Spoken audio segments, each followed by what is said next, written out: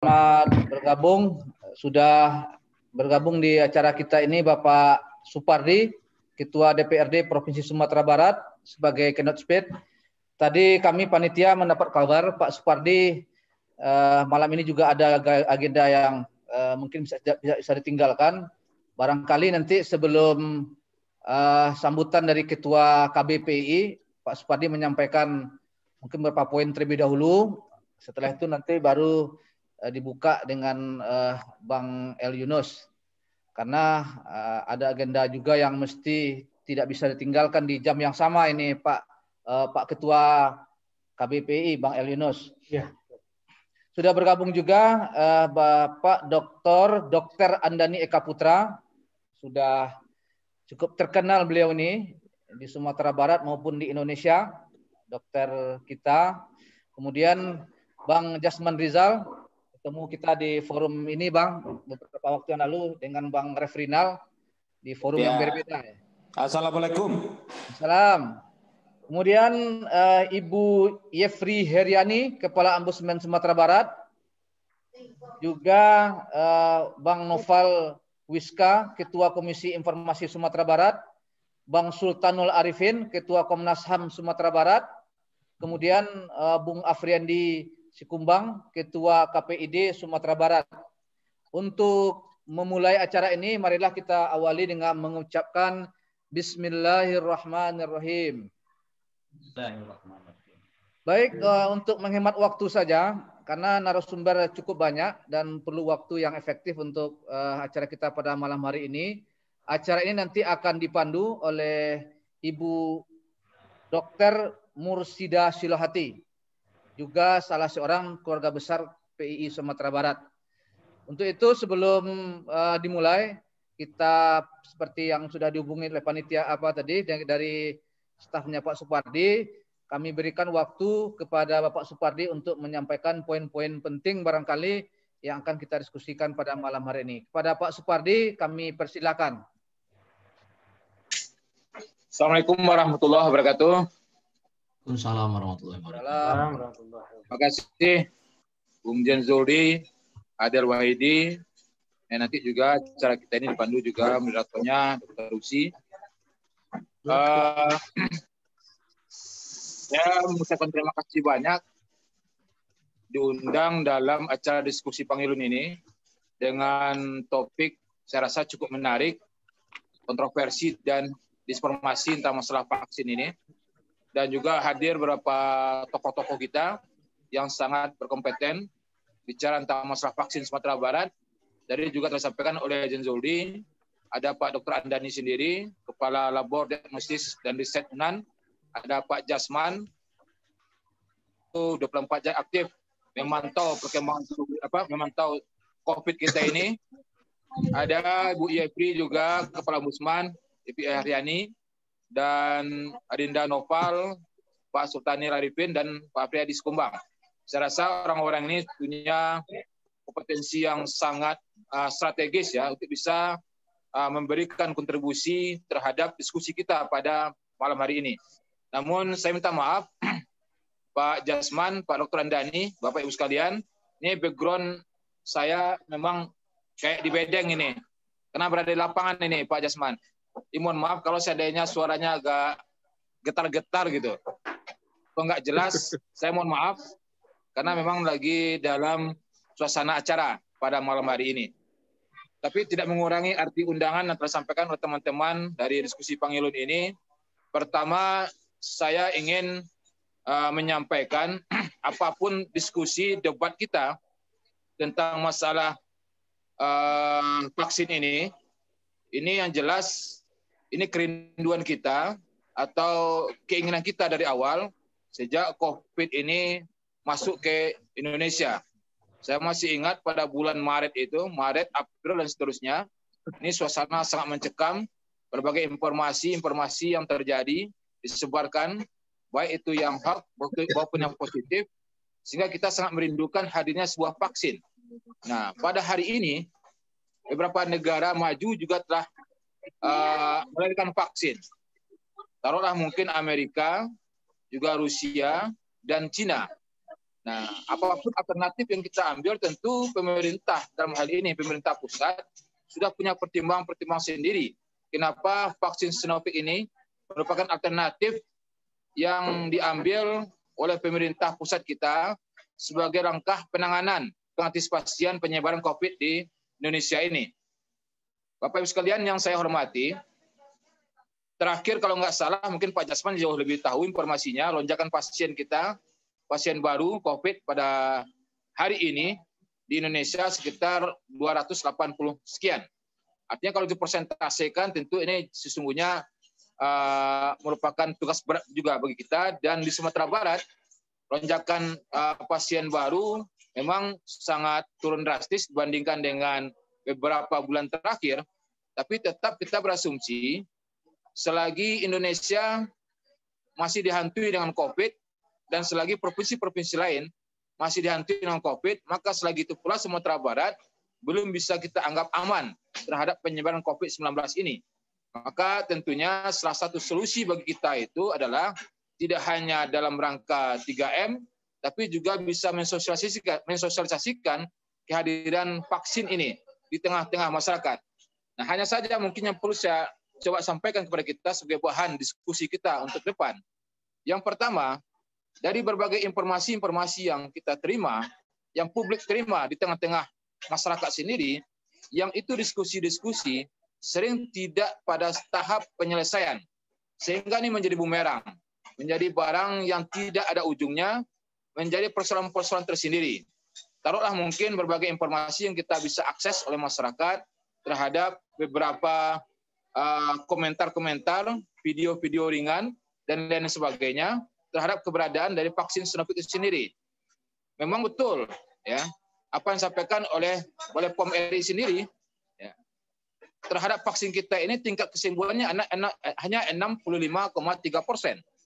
Dibandingkan dengan negara lain mungkin ya, Brazil itu pada angka 78%, tapi secara persyaratan WHO kita sudah memenuhi persyaratan angka pada 50%. Nah, cuma yang perlu kita jelaskan pada publik adalah kenapa pada angka 65,3% tingkat kesembuhan? Kenapa tidak seperti negara-negara lain seperti Brazil dan sebagainya yang juga memakai vaksin yang sama, tingkat kesembuhan jauh lebih tinggi ketimbang di Indonesia. Ini perlu juga diketahui oleh masyarakat sendiri.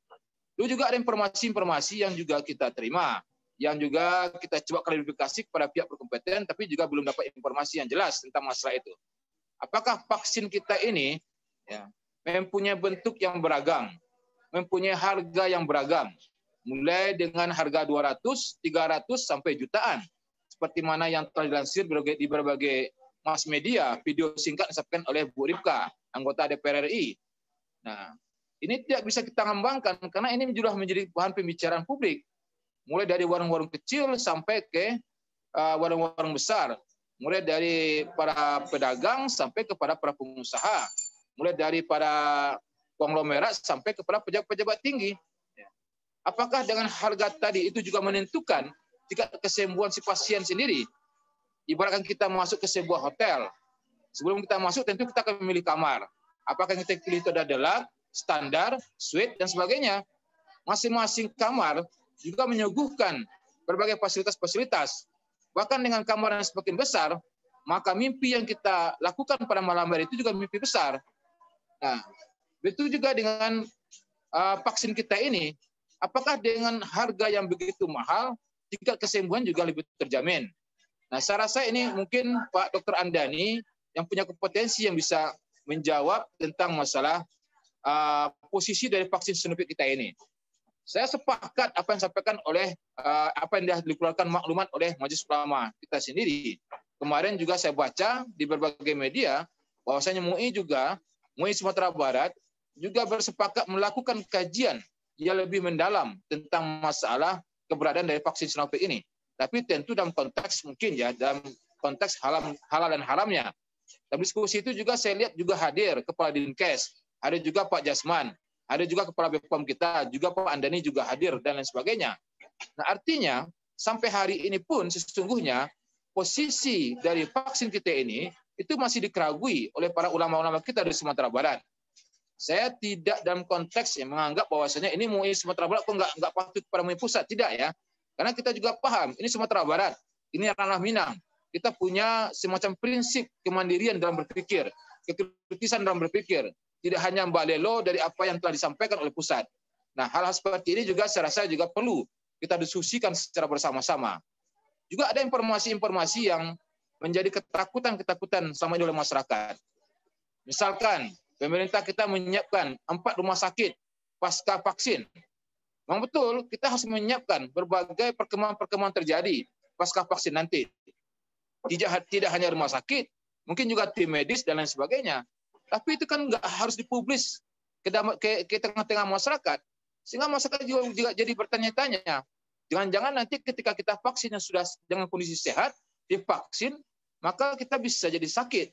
Karena akibat vaksin ini, maka pemerintah menyediakan 4 buah rumah sakit untuk persiapan pasca vaksin. Nah, informasi-informasi ini saya rasa itu berseliweran kemana-mana.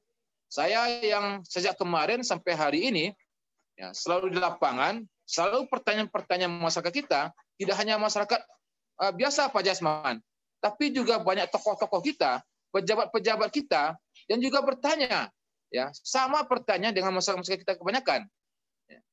Nah, ini kan seharusnya perlu kita advokasi kepada masyarakat, sehingga keberadaan vaksin kita, Sinovac ini betul-betul bisa diyakini oleh masyarakat kita merupakan sebuah solusi dalam rangka penanganan terhadap COVID-19 ini.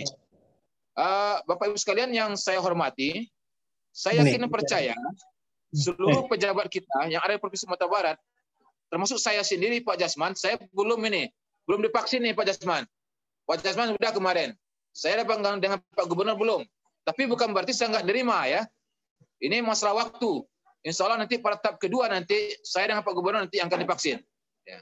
Artinya dengan keyakinan seperti itu kita juga bisa meyakinkan kepada masyarakat bahwasanya vaksin ini merupakan sebuah solusi dalam rangka penanganan dari penyebaran COVID ini. Tapi dengan beberapa cara PR-PR yang telah kita sampaikan tadi itu. Harus ada semacam kejelasan terhadap masyarakat kita keberadaan dari Sinovac ini. Ada juga Bung Noval dari Komisi Informasi. Saya rasa Komisi KI ini tidak hanya memberikan informasi kita publik apa yang disampaikan oleh pemerintah, tapi KI juga menyampaikan informasi masyarakat, keluhan-keluhan masyarakat kepada pemerintah, termasuk juga hal-hal seperti ini. Ada juga Pak Fredis Kumbang, Ketua KPID kita. Saya rasa ini posisinya juga cukup strategis ya, memberikan penjelasan kepada masyarakat sehingga masyarakat Sumatera Barat betul-betul merasa aman dan tidak lagi berspekulasi terhadap vaksin Sinovac kita ini. Mungkin itu Pak Jenduli. Sekali lagi saya mohon maaf kalau seandainya pada kesempatan diskusi pemilu kita ini saya tidak bisa hadir secara full, tidak juga bisa mengikuti diskusi kita ini karena memang posisi kita tidak pada tempat yang nyaman untuk saya ikuti diskusi kita pemilu kita ini. Selamat Pak Jasman, Pak Andani. Terima kasih Pak Dr. Andani. Pak Andani punya PR utang kepada saya. Kemarin sampaikan harus dibayar pasca Pilgub. Kita belum sempat bermeno-meno nih Pak Andani. Terima kasih semuanya. Assalamualaikum warahmatullahi wabarakatuh. Siap Pak. Assalamualaikum warahmatullahi wabarakatuh. Terima kasih Pak Supardi sudah memberikan arah terhadap diskusi kita pada malam hari ini. Oh ya, perlu juga saya informasikan sudah bergabung di Zoom kita ini lebih kurang 80 orang Pak Supardi. Juga live di Sumbar 1 TV sudah on dari sejak jam 8.20 tadi. Jadi mudah-mudahan masih yang ingin bergabung antrian di mejanya admin ini. Juga mulai menyaksikan di live streamingnya Sumbar TV atau di YouTube-nya Sumbar TV, Sumbar 1 TV maksudnya. Baik, untuk terima kami izin Pak Jen, saya izin dulu Pak Andani, Pak Jasman, Bapak Ibu. Lanjut Pak. Ya, silakan. Silakan Ketua. Terima kasih Ketua. Terima kasih Pak Ketua. Baik, untuk berikutnya sebelum saya serahkan ke Ibu Dr. Usi, kita minta sambutan sekaligus membuka acara ini oleh Kanda El Yunus. Kami persilakan. Bismillahirrahmanirrahim. Assalamualaikum warahmatullahi wabarakatuh. Assalamualaikum warahmatullahi wabarakatuh. Alhamdulillah allazi anzala al-Qur'ana hudan linnas wa bayyinatin minal huda wal furqan. Asyhadu an la ilaha illallah wahdahu la syarikalah wa asyhadu anna Muhammadan abduhu wa rasuluh la nabiyya ba'da. Bapak-bapak, ibu-ibu, para peserta seminar diskusi yang saya hormati.